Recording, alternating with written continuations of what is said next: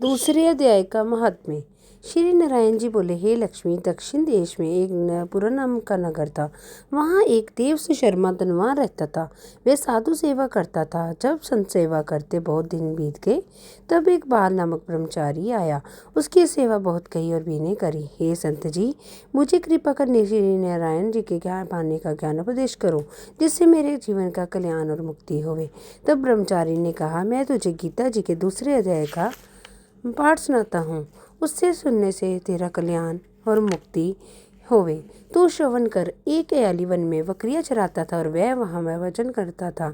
एक दिन रात को अयाल बकरियां लेकर घर को चला। मार्ग में एक सिंह बैठा था।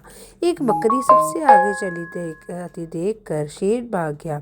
तब अयाली ये आश्चर्य देखकर बड़ा चकित हुआ और वहाँ में खड़ा हुआ। उस चरवाहे ने मुझे कहा, मैं ये आश्चर्य देखा कि बकरी को देख शेर डर से भाग गया। तुम त्रिगालक हो, वह वृतांत मुझे क्या सुनाओ। संत ने कहा, हे अयाली, मैं तुझे एक पिछली वार्ता सुनाता हूँ। ये बकरी पिछले जन्म में डायन थी। जब इसका पति मर गया तो ये बड़ी डायन होगी, जिस सुंदर लड़के को देखे खा लवे। और ये शेर पिछले जन्म में फंदक था। वह पक्षी पकड़ने को वन में गया और डायन भी वन को गई। वहाँ डायन ने उस फंदक को खा लिया। अब वही फंदक शेर हुआ और वह डायन बकरी हुई। शेर को पिछले जन्म की खबर है, इसलिए बकरी को देखकर शेर ने जाना कि अब भी मुझे खाने आई है। तब अयाली ने कहा, मैं पिछले जन्म में कौन था। तब संत ने कहा, तू पिछले जन्म में चंडाल था। अयाली ने कहा, हे ब्रह्मचारी जी, कोई ऐसा उपाय भी है जिससे हम तीनों ही इस अधम देह से छूटे।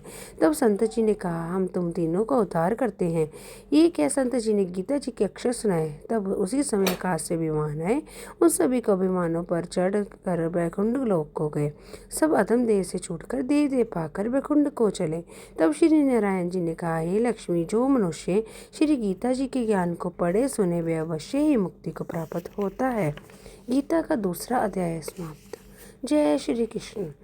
वीडियो अच्छी लगी हो तो उसे लाइक करें और सब्सक्राइब करना मत भूलें।